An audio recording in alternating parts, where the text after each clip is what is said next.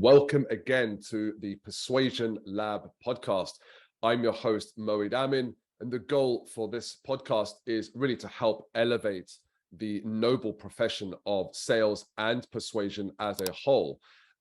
Growth and becoming the best you can be is not just about the skills and the knowledge you acquire, but it's actually about the person that you become. So not only will we cover the typical kind of sales approaches and tactics and strategies that any profession could benefit from, not just salespeople, we'll also talk about how you can become more. So we've had experts on the show who have come in to share their knowledge with everyone around, personal branding, around human behavior, body language. We even had someone in relation to functional medicine come on around how your health is directly going to influence your success. So I'm really delighted that we've been able to have all these experts on the show. Now, one of the things that actually is an important area in B2B is the approach in how B2Bs take their brand and their services and products to market. In B2B, I think it's fair to say that the marketing is, sometimes not as mature in their approach as, say, in B2C. B2B marketing departments are still seen as another arm of lead generation for sales, when actually it's far more than that. And in fact, B2B marketing being used in the right way can actually help accelerate sales in an incredible way.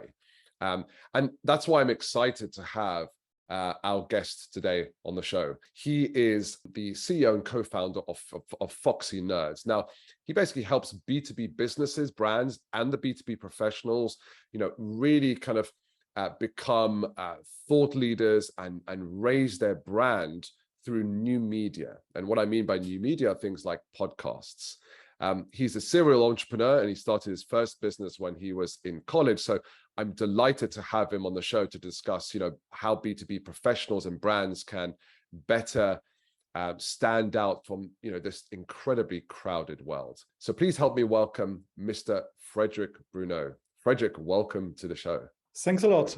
Very happy to be here, Moeed, and to share this moment with you.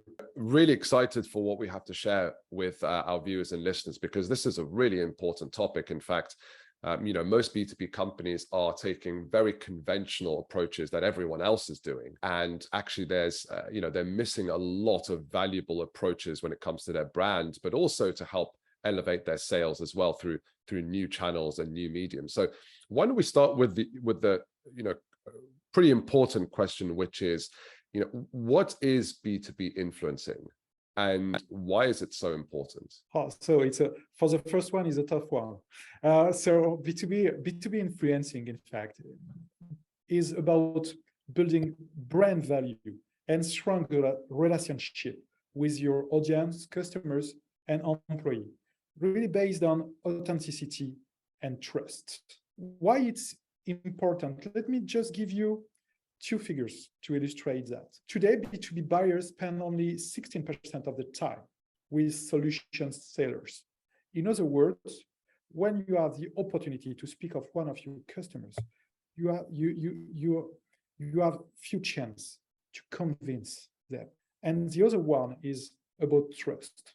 Only 40% of B2B buyers find sales profession untrustworthy. So it's gorgeous. Let me repeat that. 30% of B2B buyers find the sales profession untrustworthy. So you need to find a way to build trust with your potential customers before you are in front of them. And that's exactly why B2B influence is also important. And especially with funnel, nowadays all sales process are based on funnel. Even if you are doing inbound or outbound, all people enter into a funnel, and sometimes funnel could be very frustrating. I just remember a SaaS solution I want to use for Foxy Nerds, and I have a look on their website, I have a look on their blog, and so on. I think, yeah, it could be interesting, but I don't have access to a demo. I don't I don't have access to all explanation. I want to learn by myself, but I'm not able to do that.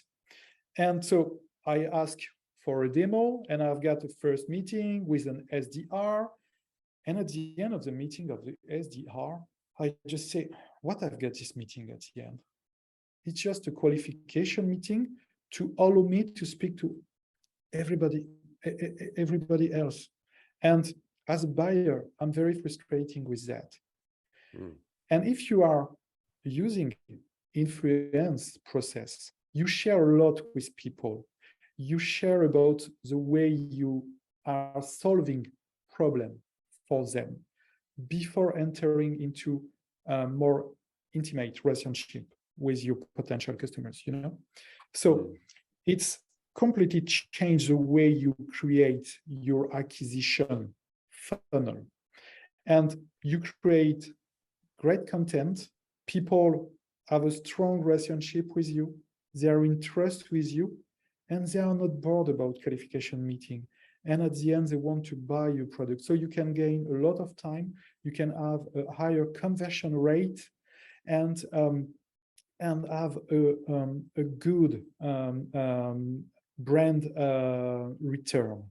So that's really interesting what you shared, because you're talking about, it's not just about brand and brand influencing, it's actually utilizing the right new media channels in order to accelerate actually your sales process, right? You're Absolutely. accelerating the sales process, not from the sales selfish perspective, but actually in terms of accelerating and enhancing the buyer's experience throughout that process, right? As you said, with that SaaS company, you were quite frustrated by the approach that they took. You scheduled a call because you were hoping to get more information, but actually it ended up being a qualifying exercise that was very self-centered from the SaaS company's point of view, and very little of it was about your journey, about what's important for you. So absolutely. And I have to admit, when I first heard about B2B influencing, I thought, well, content marketing, writing articles, blogs, doing a webinar, etc. But actually, I remember when we first spoke, you actually said that's actually not the case. It's actually quite different. So my question is, how is B2B influencing through new media more effective than, say, some of those channels? Or actually, am I getting it wrong? Is actually B2B influencing includes that and more things? Once again, let me start with one figure. The customer acquisition cost has never been so high for B2B companies. In the last 5 years, it increased by 55%.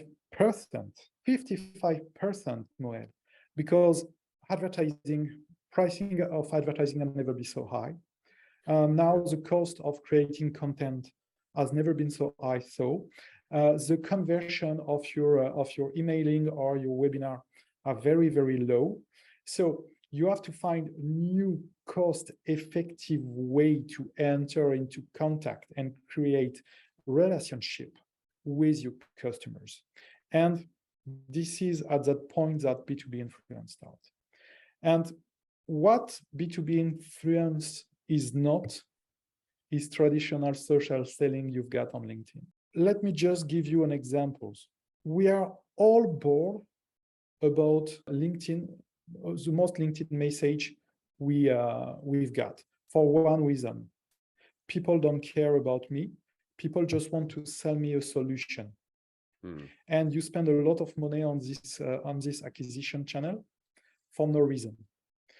And because the answer rate is very, very low. Also, if you're thinking that influence is just like social selling, it's not the case. You want B2B influencing is not only working with influencers, people like in B2C, you can see on Instagram and so on and make affiliation. No, B2B sales process is more complex. So you have to find new interaction point. And to do that, not only you have to work with influencers, but you have to turn your employee into influencers too. And it's the meeting with influencers on one side, professional influencers on one side, and your employee turning into influencer mode, that create B2B influence at the end. And doing that, you will ask your SDR, for instance, to work another way, not to speak about you, your company, or your new features and sending LinkedIn message just to say, I can do something for you, but to enter into contact with people and say, this is the kind of problem we are tackling. And I want to speak with you about your problem, about what is important for you. Do you have times to do that? And if I could help, it could be great. This is the purpose of B2B influence. And doing that, you creating a new acquisition channel. And in terms of cost, if you are looking about podcasting or creating webinar and so on, it's completely different from advertising and email marketing. You cannot compare directly to that. And the most important thing is to have a look on your customer acquisition cost, your conversion rate, and the velocity you put into your acquisition channel. And the velocity linked to a B2B influence is really high because you speak about people problem. You speak about how you help them. So at the end, when they are coming to your website, they know why. So I speak just before about the funnel, So you have not to qualify them in the same way, You have to let them try your product. You have to help them to use the solution because they already want your solution. So it changed the way to sell. It's not exactly product-led growth, but it's really well fitted with product-led growth strategy also. There's a lot in there that I want to dig into, Frederic. But just before we go into that, I think it's helpful for our viewers and listeners if we just clarify what we mean by new media, because you made a distinction between advertising and new media. So can you just give some examples of what you mean by new media? When I speak about media, I speak about people. I speak about nano or micro media strongly connected with their audience. And in my definition, one people can be a media. One brand can be a media. And there is support for them to help to express themselves. And podcasting is very good. Twitch is also very good. Clubhouse is also very good because you can be live. You can create direct interaction with your community. And it's very important. So you can find new way to express yourself thanks to that. Just to clarify, are webinars considered new media or is it something else? Webinar, in my opinion, webinar could be considered as a new media if you use them to speak with the same editorial way that you will do in your blog, that you will do in your podcast, that you will do in your Twitch channel. If you are just using webinar to show a record of your product, it's not a media because you are not delivering information. You are only speaking about yourself. You are not delivering any information. You are not delivering any content. And what is also really important thing with this kind of media, you are able to create evergreen content. And evergreen content are really important for brand and for company because you are not using them one time, but you are able to use it several times, and they have several lives, in your content strategy. So at the end, created evergreen content also reduce your content creation cost. Actually, what I initially mistook as the channel of marketing, you're saying it's more than that. It's not just using new channels or digital channels. It's more than that. It's about using them in the right places according to the buyer's journey and where they are. So different mediums would be better suited based upon where someone is in that buying journey. And you also said that in B2B influencing is more than just about the channel, even placing the channel in the right place. It's about the message that you are conveying out there. You know, if it's product led or selfishly led from the perspective of the company, you know, that is not going to have anywhere near the level of resonance and impact that you would have compared with if you're talking about the buyer's problem, right? If you're talking about, you know, a challenge or an outcome that they're trying to achieve, and let's talk about that and what are the best ways to do that.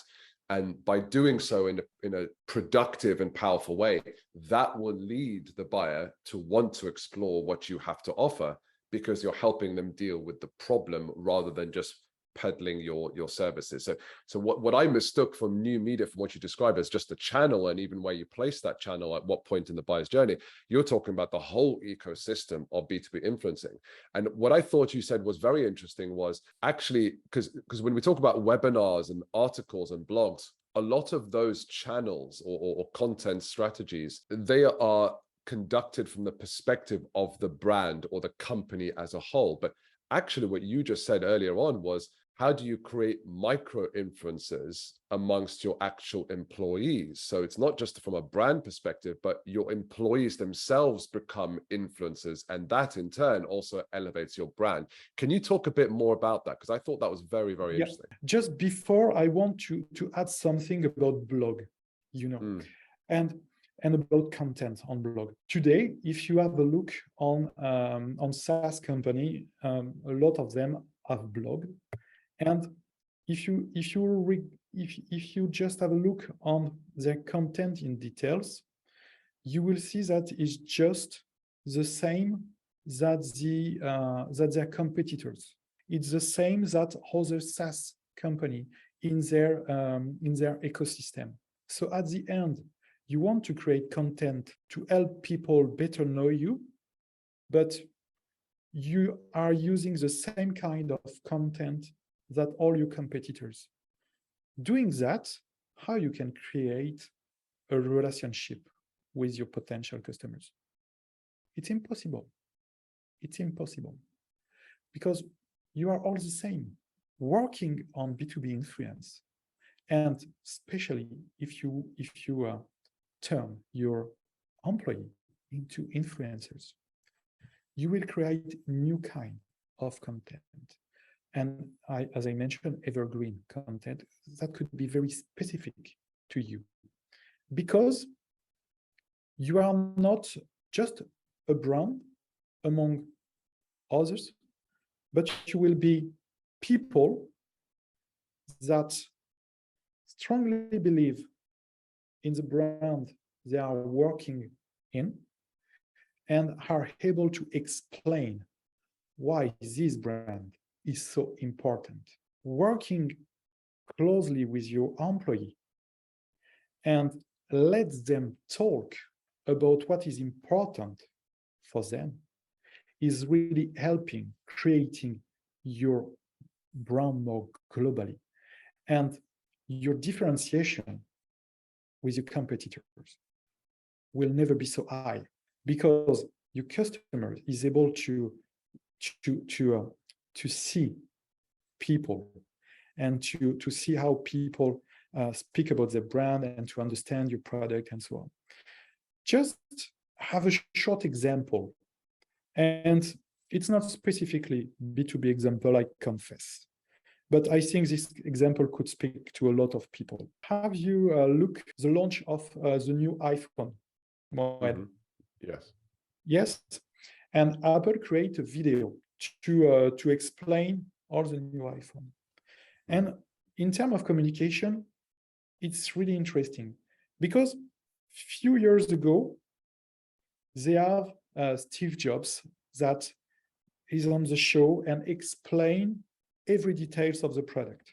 And now Steve Jobs is not here anymore, but unlike to do the same thing with another guy, they prefer mix a lot of people, and every people explain why he's working on a point, why it's important, how he create value, And thanks to that, some people on Apple, you can identify to some of these people, and you are more likely to trust what Apple said compared to other just technological brand. That's why they are one of the most powerful brand also into the world. In B2B side, you can do the same if you let your employee talk. To do that, it's very important to give them freedom. One of the main mistake I see about that is ask your employees speak about your corporate and just focus on your corporate. And just to give you a short story, I like this sentence from Karen Maroney, the former head of technology communication at Facebook. She said, people just fundamentally aren't working around caring about this new startup. Actually, nobody does. In other words, nobody cares about your company, about your product. People care about themselves, about the way you can help them. So if you are an expert and you're passionate about, about blockchain, speak about blockchain, speak about cybersecurity, speak about corporate finance, and explain how you are using this solution for your company and so on. It's a way to create interaction. It's a way to create trust with your potential customers. Don't be enclosed into your corporate communication. Open your communication and let people talk. People have not to be afraid to say something. They need to be to open the mind and to speak freely about their passion, about why it's important for them. And you can create great content thanks to that. And you can create strong relationship with your community. And you can create trust with your community. No matter the channel you are using, the most important thing is to have this authenticity.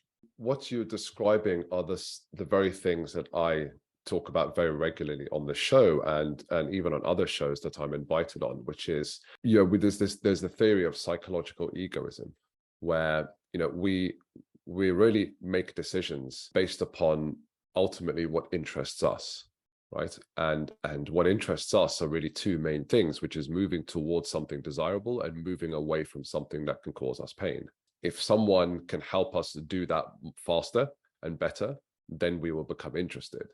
But we're not really interested in about you or your needs and desires, etc., until we can see that in some way that will help our interests, needs, and desires. So what you're talking about is actually a very different style of marketing or brand strategy for B2B companies as a whole, and precious few B2B companies actually do this well. But one of the things that you said that I know leaders in companies will be scared about is, allowing their employees to be evangelists. It's different if the leadership team are the evangelists, because most people will consider that as a bit safer because they are probably more, more involved in certain aspects or bigger aspects of the business. They will probably have more information at their disposal. They may have even gone through some form of training as to, what are the things that you should say and what not to say, and also how to say them when talking about our business publicly. But I think the thought of having more people in the business be these evangelists, as you're kind of describing it, I think that would scare a lot of companies. So my question to you, Frederic, is how would you advise, these companies go about making their employees evangelists in a way that they will feel safe? Because at the end of the day, they don't want them to say something that will harm their brand, right? And so understandably, they're going to have to they're going to want to manage that. So how do you recommend that they start doing that in a safe way, but also delivers a powerful brand to their customers? My first answer is, what is the first reason why people are leaving their job? Do you have any idea about that? You know, I would have thought it's because they're not feeling fulfilled in their role. They're probably, a lot of them aren't growing. Some of them have become disenfranchised with the business itself and the culture and, you know, what's expected of them, or even disenfranchised with their mission. So I don't know what the one thing is. I do know it's a mixture of things, but what are you seeing? The main reason is because they don't feel recognized for their value. And the risk, people are leaving your company because they are not recognized for their value. It's a huge management problem now into companies. And even if you are a B2C or B2B company, by the way. And the cost for a company is gorgeous. It's more than $1 trillion. What do you mean, $1 trillion? Really, in total? Yeah, last study shows that, because you have to, people are leaving, you have to find a new employee. You've got the lack of productivity when the new people are coming and are just learning about your company and how to work it. There is always a lack on that part, and also, if we speak about salespeople, you need always a time to adapt to your new role and so on. So there is the loss for company could be very, very important. The best way, in my opinion, to help people to feel recognized for their value, it's to work on your employee and employer branding, you know, and to be very clear about the mission of your company, to be very clear about the value of your company, and to be very clear about let's people talk, you know. This is because you can have mission, you can have value, and if nobody knows about that, it's quite complicated. So using B2B influence and lets people express for themselves, it's not only interesting in terms of sales development, but also is management tools to keep people motivated to be in your company. So it's really important to use that. And people could be evangelists, not only for sales, but also for hire new people. Just let me give you an example. We are a tech companies. And when we want to hire new tech guys, it's very complicated because there is a lot of competition.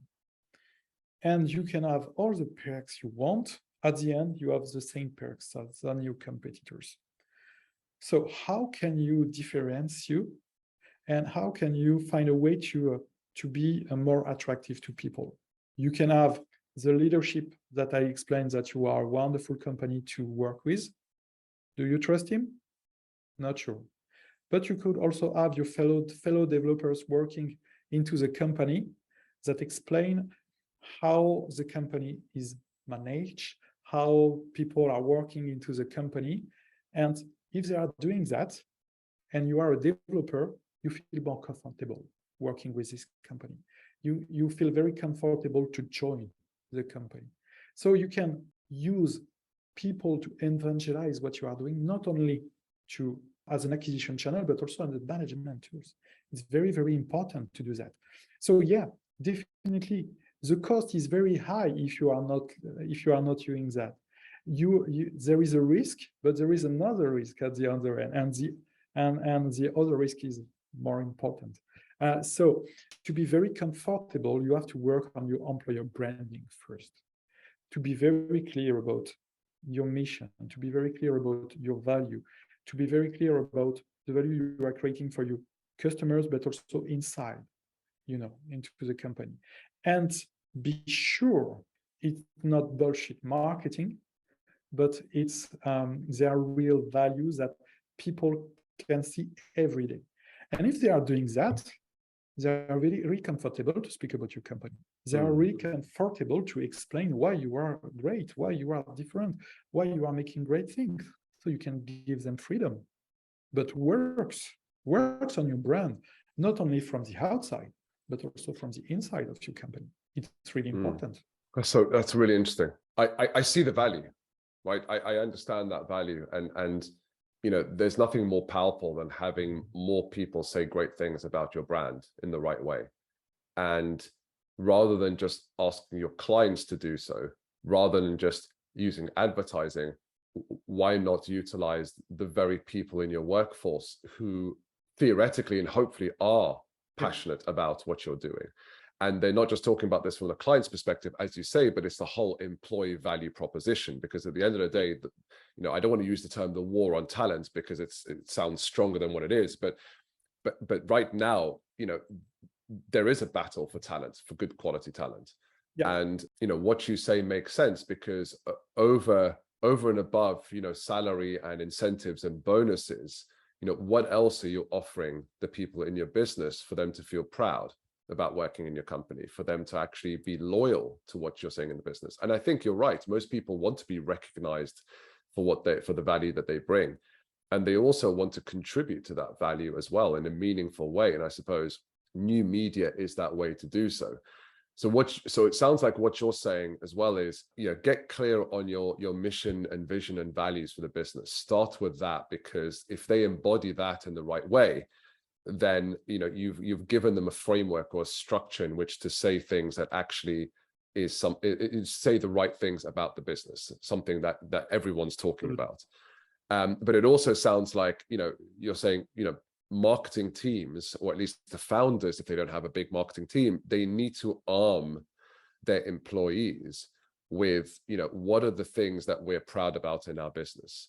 How would you describe certain aspects of what we do in terms of helping companies? So it sounds really interesting. And by the way, like I said, I fully agree with you. Actually, it's I've been talking about this for a number of years now, where B2B business especially they've become less human, right? They're talking to buyers as if they're robots, or as if they're the faceless brand, but actually you're talking to human beings at the end of the day. And you've got to understand the emotions that are behind that human being. And in fact, those emotions fundamentally determine the decisions, the perceptions, the actions, and the thoughts that they take. So if you're talking about your product and service, which is incredibly bland, then you're not going to get their attention. But if you're talking about the things that they care about that lead to your product and services, then that's something else. So I love what you're describing here. One thing about podcasting is a really big thing. I mean, we're on a podcast show right now, right? What are some of the, because I know that in your service, one of the main things that you help, well, not main things, but one of the things that you help your clients do is to evangelize their business and the value of what they deliver through podcasts, right? That's one of the new media channels that you support them on. What are some of the darker sides of podcasting? Because I've heard you talk about this in other shows and some of your content as well. The dark side of podcasting is bullshit people, It's just people who create a podcast just to speak about themselves. They are not experts, but they want to speak about themselves. They are nothing to share, and they are just using podcasts to sell something. So most of the time, their podcasts are always got the same kind of content, and they have no guests, and their podcast could be very, very short because they have not a lot of things to explain, at the end. So this is the first thing. And if we are speaking about guests, is people who want to sponsor podcasts just to pitch their company. And yesterday I speak about that with the podcasters, and he said, Fred, now I ask people to sponsor my podcast just for one reason, not because of the cost or something like that, just because I want to avoid people who just want to pitch their company during 10 or 30 minutes long, So I want to have some barrier at the as an entry point, and so it's very, very important. And once again, people who are just self-centric, are the really dark side of podcast. That's interesting. So it's not, I was expecting, yeah, okay. Actually, I wasn't expecting anything. That was an interesting answer. So it's an extension of what you're already talking about, which is, really they're just self-centered. These 10 or 15-minute podcasts, you're not saying that they're all bad. You're just saying be wary of them, because it could be just them talking about themselves, but adding really no value to the listener and buyer, other than just Absolutely. pitching their business and service. You That's know, interesting. So podcast how would, is a great sorry, tool go ahead. it could be a great tool to help people. And I remember when a few years ago, when I started working on podcast area and something like that, I read podcasts, for instance, from Reid Hoffman, founders of LinkedIn. And during this podcast, people are able to ask him some question about their business, and not fundamental question about business, but very precise question about their company and the problems they've got.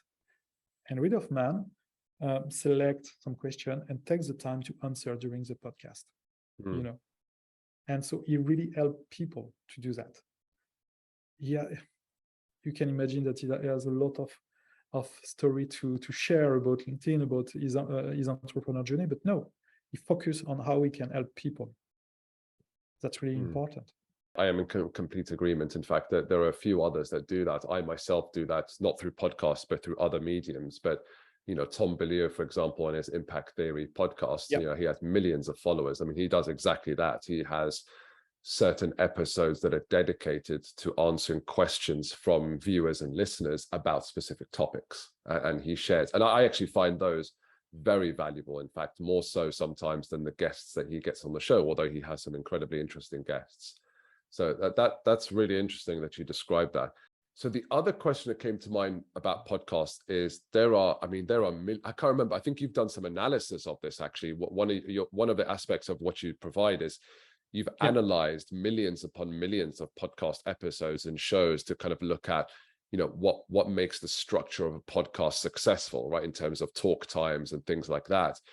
But the question I have is, there are so many podcast shows out there, no matter what industry you're in, right?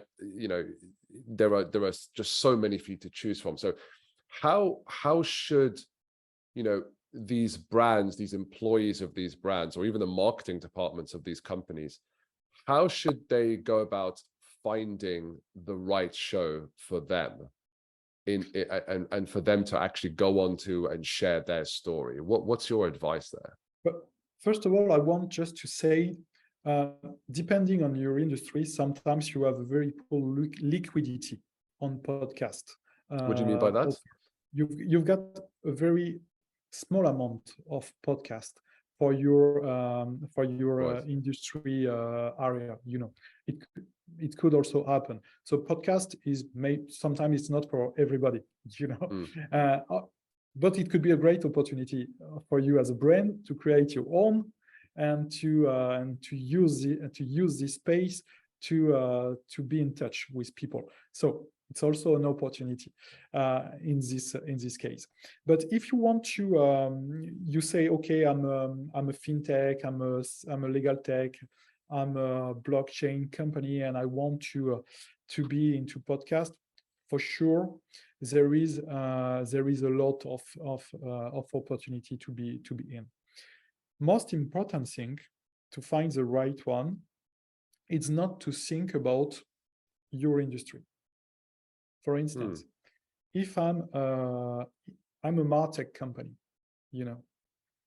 my question is, do I need to be into marketing podcast, or I need to be into other kind of podcast? Most important thing is what kind of message I want to deliver, I have to deliver, and for whom. So you have to select the podcast depending on the audience you want to be in touch with. So for instance,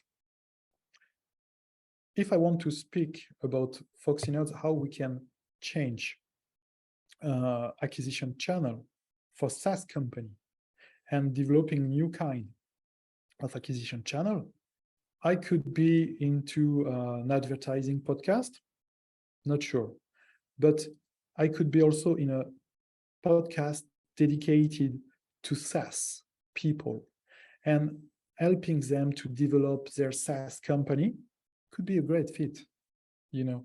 So the question is always to whom you want to speak and about what.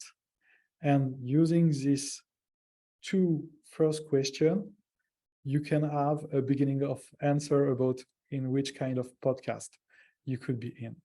But you speak about numbers, and you understand that my main topic is not to speak about Foxy nerds, but just a little short minute about Foxy nerds. To give you an answer, we analyze more than 50 million podcast episodes over the world, just to help you to find the right fitting well for you. So using a tool just like us to have a good matchmaking, you can gain a lot of time at the end. I honestly thought when I asked that question that you were going to share some tactics on, you know, what kind of tools or Google searches and things like that to find the right podcasts. But actually, you're saying start with who you're actually delivering your services for, and rather than go for, you know, if you're a MarTech company, go into advertising podcasts or marketing podcasts. Firstly, are podcasts even right for you? That's the question. And then secondly, if they are, you know, think about who your customers are and where their attention is placed. You know, well, these are all things these are not new concepts that you're sharing, but I think marketing teams, especially in B2B companies, seem to consistently forget that. And they don't apply it as well. So I thought this was a very, very interesting conversation here, Frederic. And I wish we had more time to actually talk about some of those areas, because there's a whole host of things there around, you know, how do you create the right messaging for your brand? How do you support people, you know, when they're responding or forwarding, you know, your company's, you know, content or blogs or things like that through LinkedIn and others. You know, there are definitely things there. But I think what I took away from this session was a couple of things, which is, you know, instead of just advertising and pushing your products and services to people, start evangelizing the topics or the themes in which you help people on. You know, evangelize any new concepts or perspectives for which you believe very strongly in. And don't just close yourself off to the traditional kind of marketing approaches that maybe other companies are doing. Instead, think about other ways in which you can actually influence your buyers, and not influence them in a bad way or a sleazy way, but actually influence them so that you're part of the story, and part of the story in mediums for which they're actually placing their attention in. So I thought this was an incredibly interesting session today. Couple of questions I just want to ask you, which I ask all my guests actually who join the show. So number one is, if there were 3 books that you would recommend people should read, or if there are 3 experts or influencers that you recommend people should follow, who would they be? You know, what would you recommend? What would your recommendations be? So the first one I've got in mind is Simon Sinek, because just for one reason, you have to work on your why. Everybody, as you are a company founder, you are employee, you are freelancer, works on your why, because you need to be very comfortable with the company you are working with, your company you are developing, and working on your why is always the first step. And if you want to become more influent and you want to share content, you have to be very comfortable on that question. Works on your why, even you are company or you are people. Very, very important. And second one, and after I can give you books also, but the second one is to find people into your network, in your topics. You just define things to your why, you know. Find people on LinkedIn, on YouTube, and start interacting with them. It's really important. And this is my main advice. Be active. Be active. Don't be just passive and see a post on LinkedIn. No, comment this post. Interact with people. you will be really happy to share your expertise, to share what you have in mind, and you will be also happy to receive feedback from other people. So it's really important. And so you can find a lot of experts in your area, in your field, really depending on your why. And if we want to speak about books, I've got several ones. I've got books about brand and marketing that could be really great. The first one is Obsessed by Emily Hayward. She's really great, and she explained how she works and create brands. She has great examples, B2C or B2B examples, and really it's really interesting. I've got also in mind Positioning from Harris and Jack Trout. So this one is older, but is also a great book. I also recommend to have a look on books like Product-Led Growth by Wes Bush or Play Bigger by Ira Ramadan and Dave Peterson. I'll show you how to create your own segment. And it's also really interesting because it offers you new vision of what could be your acquisition channel.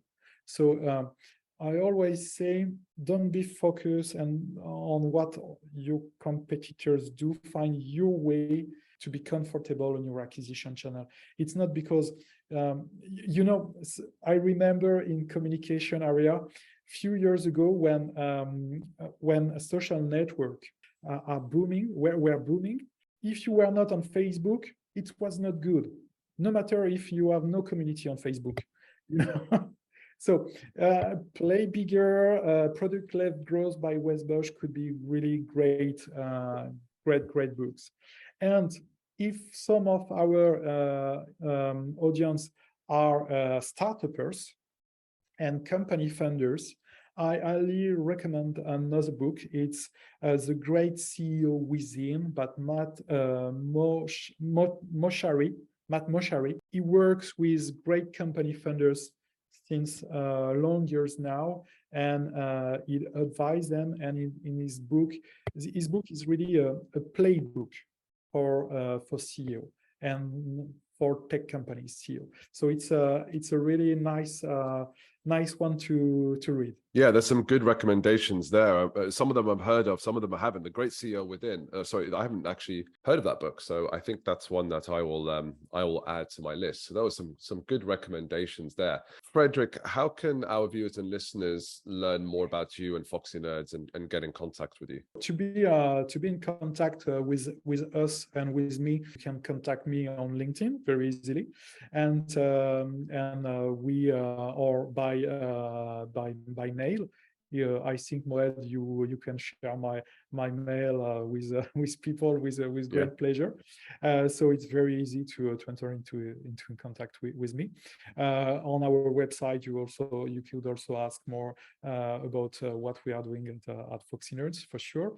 And we will launch with B2B influencers a new podcast in the next coming weeks to help people in their soft leadership way and journey, and also to help corporate to develop their brand and to use and work with B2B influence.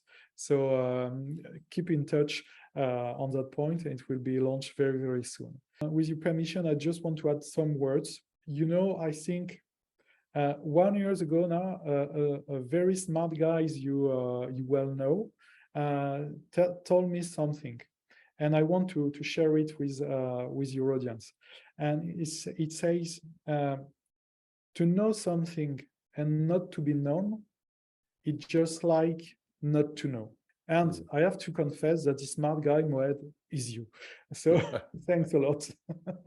No, thank you for that. Yeah, and I believe it. I mean, I had to learn that the hard way myself. So yeah, I mean, it's a very crowded world that we live in, right? So if it doesn't matter how much you know, if nobody knows about you, then it's as if you don't know anyway.